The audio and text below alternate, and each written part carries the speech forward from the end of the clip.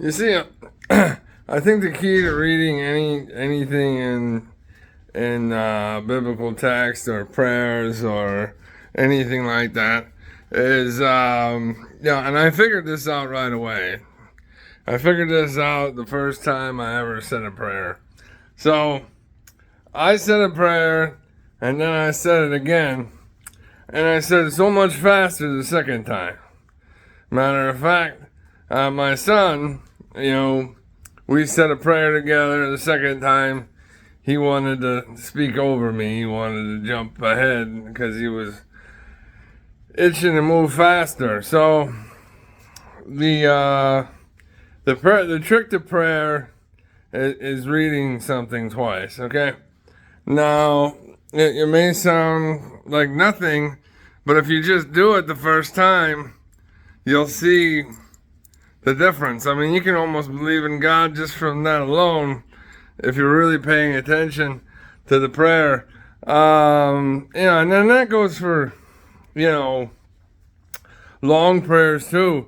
Like I did the exorcism prayer, and the second time I read it was much faster. I won't say it was twice as fast, but I cut it down by minutes by reading it twice. So the reason why I'm bringing this up is because where we stopped off in the Bible that I have, which I absolutely love so far because it's got a bigger writing and all that. We left off on page 1324. So exactly 1324. And which is really interesting, isn't it? And then, I was looking up Mark 4:14. Now, why I started jumping around in the book, and the last segment that I did, which I don't know if I posted it or not, but I did it for about an hour, and I got to the end of one area. I was learning how to read that way. I'm still in the middle of learning how to do that, and I will ask a priest about doing it, how to do it. But the whole point is doing exactly what I said, which is being repetitive, right? So that's how you get the most out of the reading, is by reading it twice, at least twice or three times or something like that. So, got a lot out of it. So, because it's basically doing what I thought needed to be done to begin with when you're reading something that has power to it. You have to read it twice, and then there's some signal it sends, and it opens up and unlocks it, and the second time you read it, it commits it to memory or does something. It has to do some other stuff. I can't speak on exactly what it's doing exactly, but it is important to try to read it that way. It is important, but you want to wait because you're gonna wait for your sign, right? So you might be on a page in a book or something and see, for instance, 4:14 twice in a day, and then you want to start reading from that point because that's God telling you, hey, you should check this out. And then I still haven't checked out all the 4:14s in the Bible. I still haven't gotten there yet. But I just kind of want to go over what I learned and what I've already known since the beginning, since I started working on prayers and biblical stuff, is that saying a prayer twice is important. Saying anything twice is important.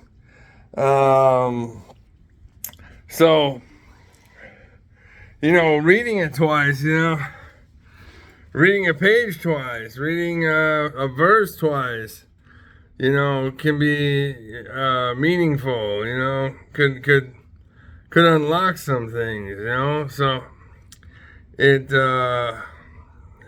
definitely does does help. So I'm going to start reading again on page 1324 of my King James Bible, which is number 13 in the Bible here. And I'm going to start reading from there. I'm not going to do any tricks or anything like that. And then just kind of read from there. And, wouldn't it be interesting? Maybe I should just read it twice all the way through, read every verse twice as I go. Like, that would be an interesting way to read the Bible. And I do suggest doing it. So there's a lot of different ways to read this Bible. Like, once you get through it, let's say you do it one way, there's several different ways to read this Bible. I mean, I can't even tell you how many different ways there are because I haven't figured it out yet. But I know for a fact there are several different ways to read the Bible. And you're saying to yourself, oh, there's only one way. What? No, there's not. There's a lot going on here. There's a lot going on here. You know how you have like Matt 16:17 and Luke, 10:23-24 and all that. When you start jumping around and you start being repetitive and all that, that's the way. That's one of the biggest ways to read the Bible. It's a lot though. It's a lot of flipping back and forth, and it's a lot to get used to, but you do get somewhere, and it does sink in more, which is what you want. You want it to sink in. So, but I'm gonna go ahead and read it the normal way for now. And then maybe we'll get back to jumping around and start where I left off and jump around some more. Alright, but right now I'm going to start on the beginning of the page here and then go from there. So, behold, a sower went forth to sow, and when he sowed, some seeds fell by the wayside, and the fowls came and devoured them up. Some fell upon stony places where they had not much earth, and forthwith they sprung up, because they had no deepness of earth. And when the sun was up, they were scorched, and because they had no root, they withered away. And some fell on among the thorns, and the thorns sprung up and choked them. But other fell into the ground and brought forth fruit, some 100-fold, and some 60-fold, and some 30-fold. Who hath ears to hear, let him hear. I mean, like I said, what do I think that has reference to? I'm going to stop right there. That has reference to Revelation. And I get goosebumps with this. This has Revelation 2 written all over it. And, he who hath an ear, and this here it says ears. Alright, so it's plural is the only difference. There's an S there. So the reason why it's like that is because it's a word of God, and it's also speaking in parables. Okay, so depending on who's reading the text is depending on what it means. So I'm going to go ahead and explain what this means to me, because it means a lot. Because we were talking to a guy that's he who hath an ear. Okay, and I'm not a typical guy. Okay, so let's talk about this for a minute. Let's talk about the meaning here. Let's really break this down. So I can make the roots really long. I can, the seeds I don't need to use GMO seeds. You know, I have a fertilizer from 2014, all right, that I still have, that I can still get farmers using it. It's just, it takes a long time, 3 seasons to, and a lot of time and effort, energy, and then it's a lot. So I have it. It's just, it's being tested and stuff like that, but it's like getting it to market has been really hard. So I haven't got it there yet. So why does this good fruit, okay, but others fell into good ground and brought forth good fruit? All right, so good fruit, okay. I can make the best quality fruit on the planet.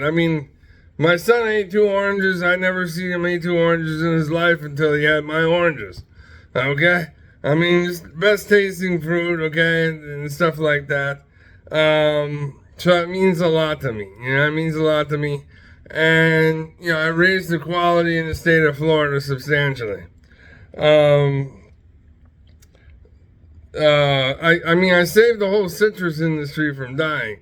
So you gotta understand something. Like, for instance, when it says here, some 100-fold, some 60-fold, some 30-fold. So depending on the crop, I'm gonna add 30-fold. I'm gonna add 60-fold. I'm gonna add 90-fold. I'm gonna add 100-fold to the crop.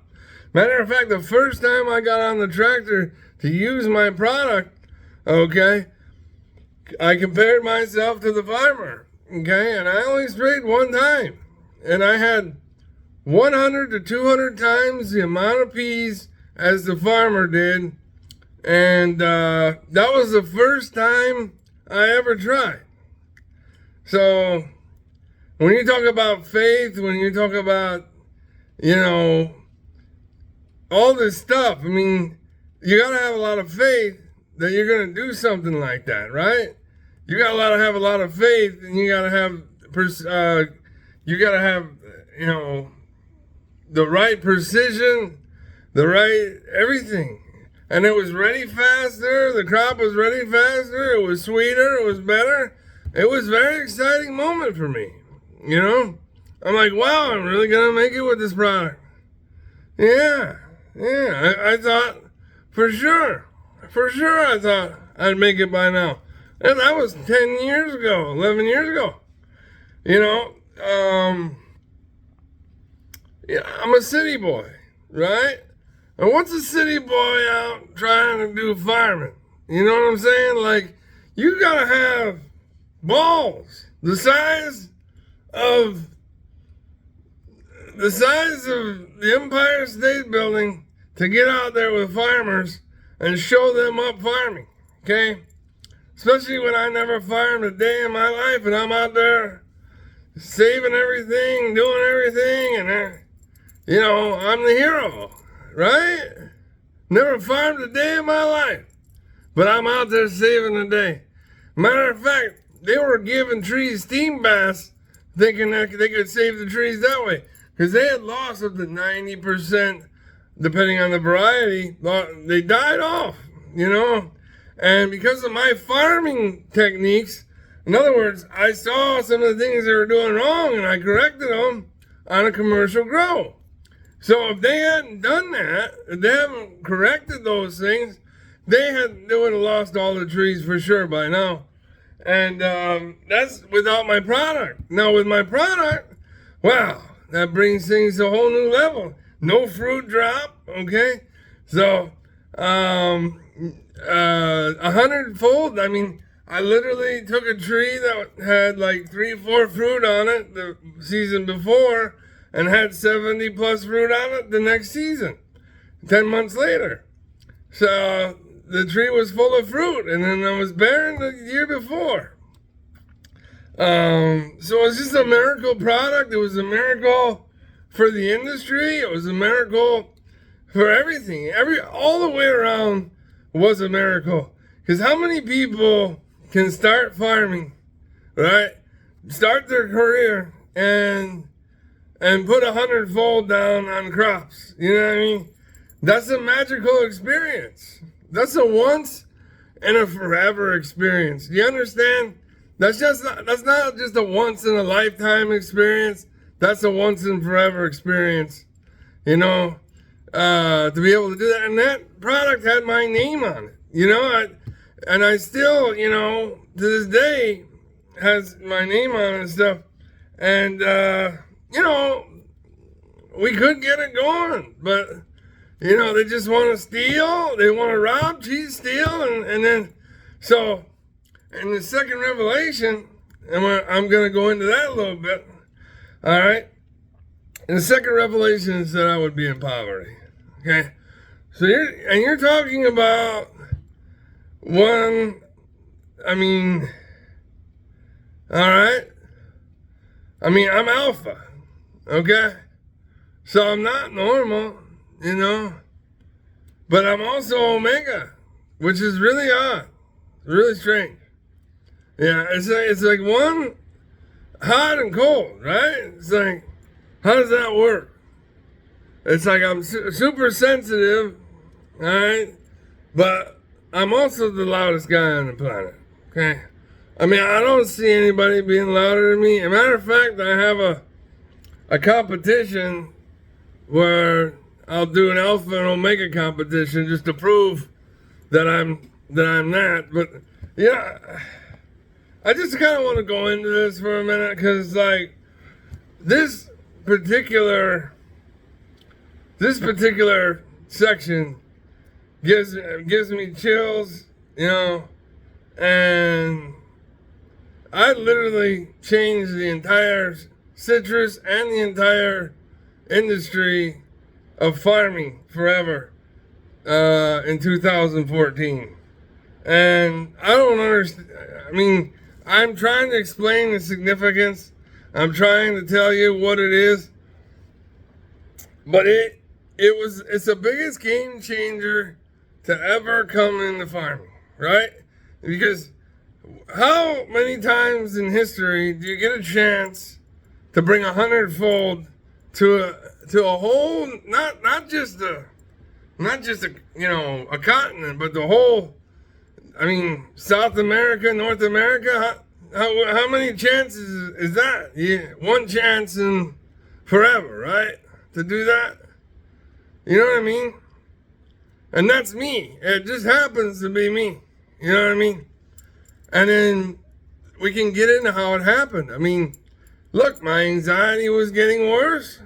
So you could say spiritual war is going on, and it forced me to find a different way to retire, right?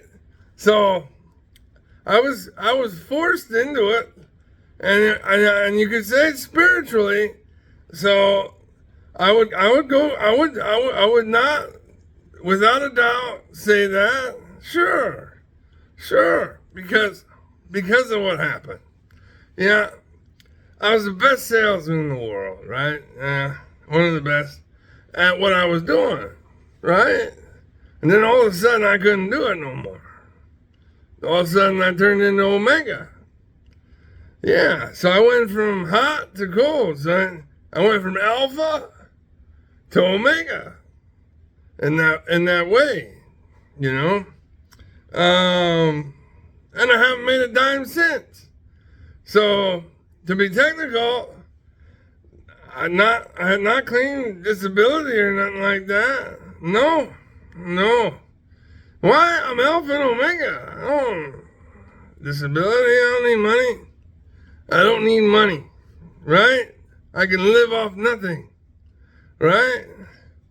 Yeah. So I proved that. So I do want to have a competition, you know, Alpha and Omega competition, just to show everybody, you know. I think it has to happen because otherwise nobody's going to take me seriously. I mean, God made me special, right? Okay.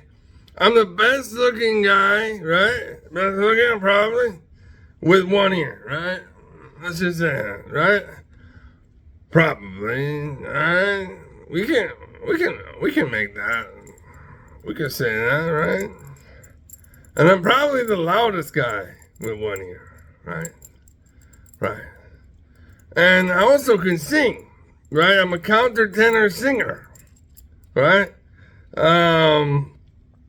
So there's that. So that means I have the rarest voice, one of the rarest voices in the world, if not the rarest voice in the entire world. I mean, I can hit notes that, like, I'll give you an example. I work with a girl, she can sing Whitney Houston, Mariah Carey. All right, when we made this song together, now, no vocal training or nothing, all right, I hit this note, and we have it, it's on my YouTube channel, you guys can hear the note, but the note was so high, I could only hold it for 3 seconds. After 3 seconds, this has never happened in my life, my entire voice collapsed. Like it went from top to bottom. You know what I mean? And there's probably some kind of recording on it or something like that. So I would challenge somebody to see if you could hit that note. I don't think you could. You know, I'm not just saying that because it was really hard. Because, like I said, it collapsed my voice after that. And I lost my voice, a lot of my voice after that for, you know, up to a month, but it was worth it. It was worth it. We got it on tape. We got it on recording, and I never hit that note before, and I had no idea how rare my voice was as far as singing was. I mean, I knew it was rare.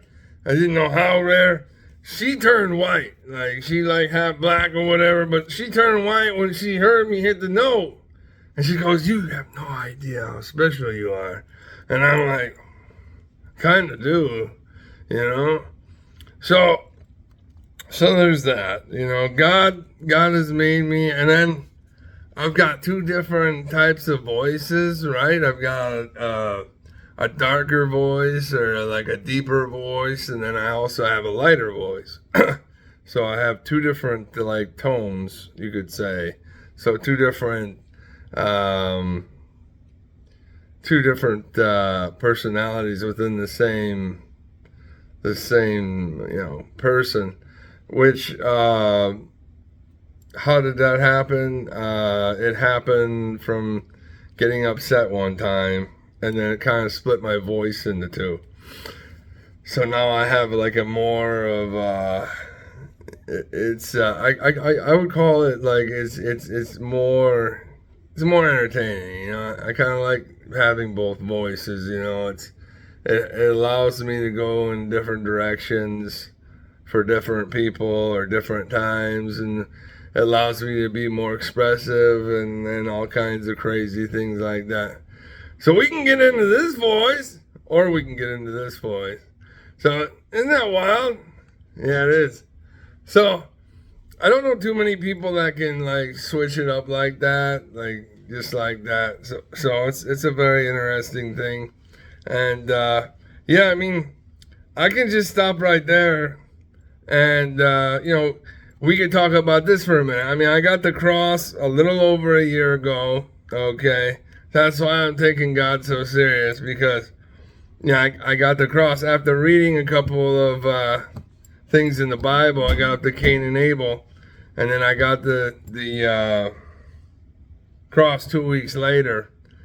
Exactly 1 year before Easter, which is absolutely wild and means something significant.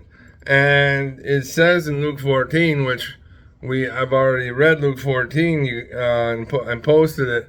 It says in Luke 14 that according to Jesus, if I bear the cross, that I'm at least a disciple. So we've got that figured out in Luke 14.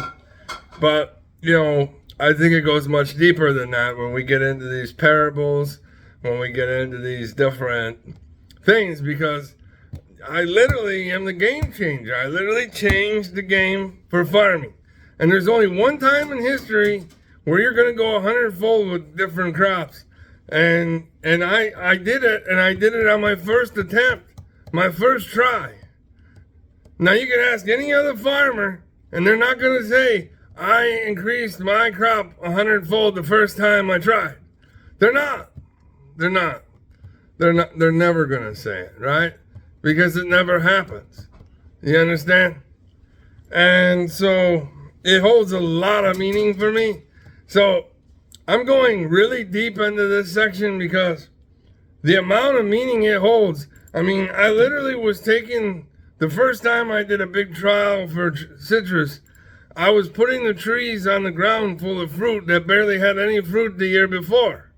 But because I did the farming and I did my techniques, nobody else's, I did some special techniques, and I was putting those trees that had no fruit, hardly any fruit on them at all, on the ground. I'm talking 7 foot trees. I'm talking 20-foot trees. I'm saying I put them on the ground, like the top branches touching the ground full of fruit. Okay? Now, listen, this doesn't happen. Okay? This doesn't happen. It happened to me. Okay? All right? And it's because I paid attention, because I took so much time thinking about it, because I knew what it meant. I knew what it meant to everyone in the world. Because here's the biggest part. I ended up not having to use any poison on the crops. You know what I mean? With my program that I developed, I didn't have to use any poison. All right? So, does that mean a lot to you? Absolutely. Did I try to change the world more than anyone in history? Sure. Because guess what? I barely used any nitrogen fertilizers. Guess what? Nitrogen causes the same amount of problem as all the fossil fuels in the world. That's what nitrogen fertilizer does. It causes the same amount of problem or more of the problem than all the fossil fuels put together. So I'm literally solving global warming with my product, with my program. You understand what that means too? Yeah? Kill 2 birds with 1 stone. It's more than 2 birds. Because now you got the sweetest fruit, right? You got the best quality. So you got the highest nutritional value that you can have, right? That's important, right? Because I was getting solid tomatoes, okay? Solid tomatoes, what does that mean? At least 30% more just in the fruit alone. 30% more, right? Because usually you can see gaps in it. At least 30% of the tomato is gaps. But we can say it right there. That's 30% more, right? It says right here, 30-fold. All right, just from the solid tomato being solid, right? Yeah. So you bite into it. It's like biting into a steak instead of biting into, water, right? Right. And obviously it has a higher nutritional value for you, right? Because it's solid, right? Right. You can do math, can't you? Can you? Good. Good, I'm glad. So I just kind of want to get into some detail there, because I just think you guys don't get it. Like, I'm the one to do it. Like, I'm looking at myself saying, am I really this guy? Am I really this guy? Is this really happen? You know what I mean?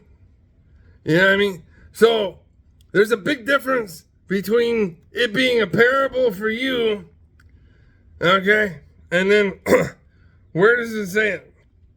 It says the Word of God. But I'm gonna keep reading, and I'm gonna point it out to you where he says it. All right, so we're gonna keep reading right now, okay? So and the disciples came and said unto him, why speakest thou unto them in parables? So they're really curious, aren't they? They're like, what's going on here? Something's going on here. We don't know what, but we want to know, right? Like, this is wild. And he answered and said unto them, because it is given unto you to know the mysteries of the kingdom of heaven, but to them it is not given. Does that make sense? So I'm going to say it again. Because it is unto you to know the mysteries of the kingdom of heaven, but to them it is not given. Okay. Makes a lot of sense, don't it?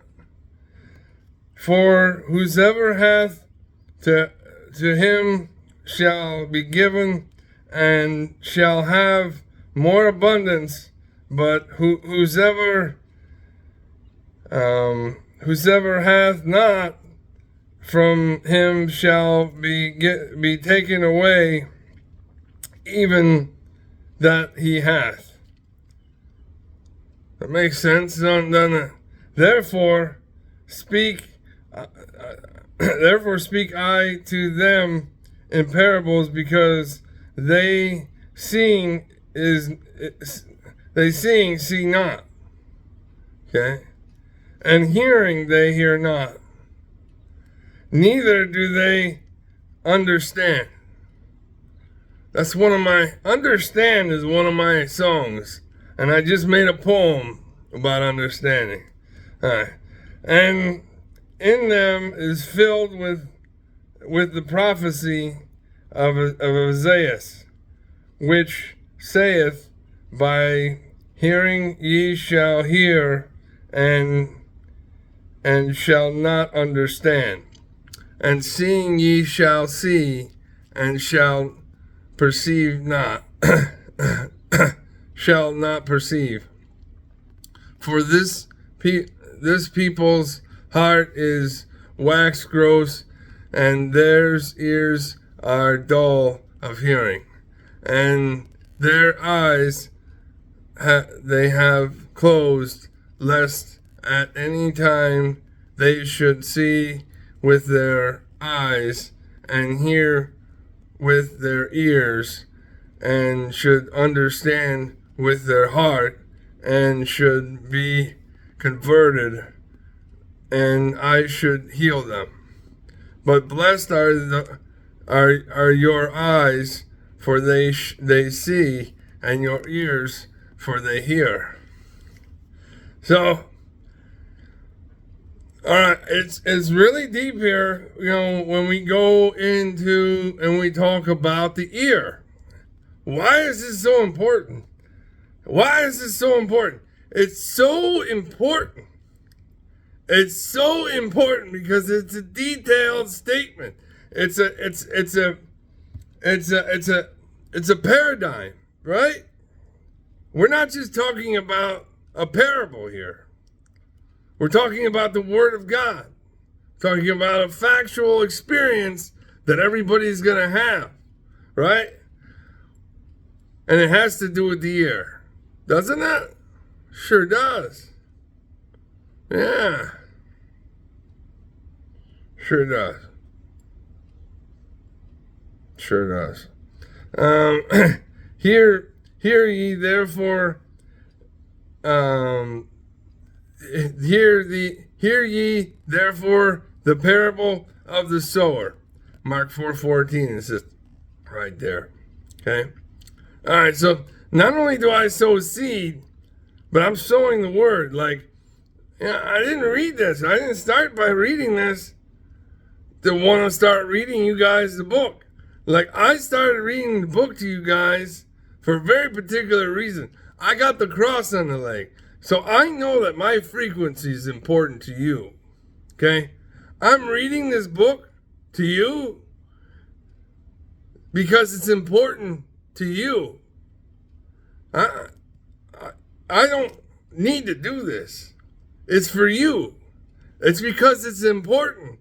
It's because you're going to feel different. It's because I know I hold a special frequency, right? So I know that. I know that. I've always known that I've been special. Just how special, I didn't know. Yeah, I mean, at first I didn't know about all this, But I did start talking full sentences at 6 months old. And I was pointing at everything, saying, what's that? What's that? What's that? Nobody does that. Nobody does that. Okay? Nobody. Okay. My mom had a daycare. They don't do that. Okay. So, look. I'm going to tell you guys. This is a double entendre for me. Hear ye therefore the parable of the sower, right? So it's the sower of the word, right? Which we're doing, right? And I can sow the seed, right? And that's what it says at the top of the page. It says the sower and the seed, right? And what's so important about this? I don't need GMO seeds no more. No. You put my stuff in the ground, after you put the seed in, they pop. Bingo, bango. Isn't that important? So all of a sudden, this double entendre stuff got a lot of meaning, don't it? It does. Got more meaning than it ever had before, didn't it? You never had this much meaning before. You know why? Because you weren't talking to me. I'm the spark. That's right. Get some. So we're sitting here on this one page. This one page is so important. So important. So, isn't that crazy? That literally says Mark 4:14 right after that. Hear ye therefore the parable of the sower. Mark 4:14. Now that just happens to be my birthday. 4/14/1982. And I think that is the most significant date in history, and I would argue that. And I would say that the time I was born, most significant time, 4:30 p.m. God died, Jesus died at 3 p.m. I was born when his soul left his body an hour and a half later, right? Because that's what they say. They say a soul sticks around for about an hour and a half. All right, so exactly 1 hour and a half later, I was born, right? Yeah. And I was born 9 pounds, 9 ounces. All right. So get this. 9 pounds, 9 ounces. Guess what he died on? He died on what they consider to be the 9th hour or 3 p.m. You know what I mean? So either 9th hour or 3 p.m. So I got his physical time when he physically died. And then when his soul, his spirit left his body. Right? So I've got them both covered in the time that I was born, right? And then it turns out that 82, Psalm 82, it stands for divinity. Jesus used that to proclaim his divine authority, right? He did. He used it to claim his divine authority. That's what I found out. And it stands for everything. Everything. Divine judgment, and then that. So it has so much depth to it. The time that I was born, I would say that the Psalm 82 is the most important psalm in the Bible because of that. And I even haven't read any of the other psalms. I'm just being honest. I haven't. I'm brand new at reading this thing. You know what I mean? Yeah. I read the first 2 things, got through Cain and Abel. And then I did read a little bit more of it. I'm not gonna lie, I wasn't paying attention close, you know what I mean? Like I need to be. Right. So then I skipped, and because I had a demon attack, I skipped getting the armor of God put on. That helped a lot. And now we're reading Mathew. So, yeah. So, but Matthew's gonna take a while. Why is it going to take a while? Because it's got so much meaning. So I'm not going to just sit here and just read, be some boring guy or something like that. No, because this has a lot more meaning to me than it does everybody else on earth. And it's going to have a lot more meaning to you if I'm explaining it, because I'm not going to sit here and not explain what it means. It means a lot. And we're not even through the page. When anyone heareth the word of the kingdom and understandeth it not, then cometh the wicked one, and catcheth away that which which was sown in his heart. This is he which received the seed by the wayside. And then you can go to Matt 23 if you want. But he that received the seed into stony places, the same that is that he heareth the word, and with joy receiveth it, yet he hath not root in himself, but dureth for a while. For when tribulation or persecution ariseth because of the word, by he is offended. So I'm going to give you guys an example. This is 11 Matt 11:6. Put this down here. See if I can get this to stay. Of course not. Let me try it this way. Alright, so this really doesn't want to stay though. Let me try something else.